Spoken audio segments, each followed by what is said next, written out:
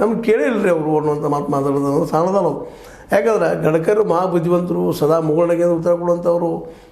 ಈಗ ಗಂಭೀರ ಆಗಿಬಿಟ್ಟಿದ್ದಾರೆ ಅವರು ಈ ವಿಷಯಕ್ಕೆ ಬಂದಾಗ. ಸಹಜವಾಗಿ ಪತ್ರಿಕೆಗಳ ಜೊತೆ ಮಾತಾಡೋ ಮುಂದೆ ಈ ಮಾತನ್ನು ಹೇಳ್ತಿರಿಂದಾಗೆ ಇವತ್ತು ದೊಡ್ಡ ಚರ್ಚೆ. ಒಂದು ವೇಳೆ ಗಡ್ಕರಿ ಅವರು ಏನಾದರೂ ಇಲ್ಲೇ ಹೊರಬಂದ್ರೆ ಅಥವಾ ಕ್ರಾಸ್ ಓಡಿಂಗ್ ಮಾಡಿ ಏನಾಗ್ಬೋದು, ಮೋದಿ ಸರಿಯಾಗಿ ಕಂಟಕ ಆಗ್ತದೆ.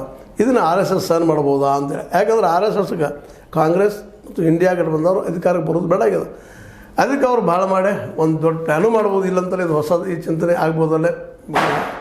RSSಗೆ ಭಾಳ ಪ್ರಿಯರಾದ ಗಡ್ಕರಿ ಅವರನ್ನು ಮೋದಿಯವರ ಜಾಗದಲ್ಲೇ ಮುಂದಿನ ಪ್ರಧಾನಿ ಅನ್ನುವಂಥ ಒಂದು ಏನಪ್ಪ ಅಂದ್ರೆ ಪ್ರಪೋಸ್ ಮಾಡಿದಿಂದ ಮೋದಿಯವರ ನೀವು ರಾಜೀನಾಮೆ ಕೊಟ್ಟಿದ್ದು ಸೇರಿರಿ ಅಂತೇಳಿ ತಮ್ಮ NDA ಸರ್ಕಾರ ಉಳಿಸ್ಕೊಳ್ಳೋ ಪ್ರಯತ್ನ ಮಾಡ್ತಾರಾ ಅನ್ನೋ ಒಂದು ಪ್ರಶ್ನೆನೂ ಇವತ್ತು ಕಾಡ್ಲಿಕ್ಕತ್ತದ.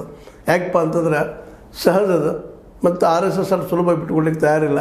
ಕಳೆದ 70-75 ವರ್ಷಗಳ ಸಿಕ್ಕಾಗಿದ್ರು ಅದಕ್ಕೆ ಪೂರ್ವದಲ್ಲಿ ಹೋರಾಟ ಮಾಡ್ತಾ ಬಂದದ್ದು ಕಾಂಗ್ರೆಸ್ ವಿರುದ್ಧ. RSS ಮೊದಲಿಗಿದು ಸಾಂಸ್ಕೃತಿಕ ಸಂಘಟನೆ ಹಾಗೆ ಹೀಗೆ ಏನೇನು ಹೇಳ್ತಾ ಬಂದು ನಿಧಾನಕ್ಕೆ ಸ್ವತಂತ್ರ ಹೋರಾಟದಲ್ಲಿ ಭಾಗಿಯಾಗದಿದ್ದರೂ ಸಹ ನಿಧಾನಕ್ಕೆ ನಾವು ದೇಶಭಕ್ತರು, ನಾವು ದೇಶ ಕಟ್ಟವರು, ನಾವು ಸ್ವದೇಶಿ ಪ್ರಿಯರು ಅಂತ ಏನೇನು ಹೇಳಿ ಇವತ್ತು ಅಧಿಕಾರಕ್ಕೆ ಬಂದುಬಿಟ್ಟಿದ್ದಾರೆ. ಹೀಗಾಗಿ ಅವ್ರಿಗೂ ಸಹಿತ ಅಧಿಕಾರ ಬಿಡುವಾಗ ಸಾಧ್ಯ ಇಲ್ಲ. ಅಧಿಕಾರ ಸಲುವಾಗಿಯೇ ಅವ್ರು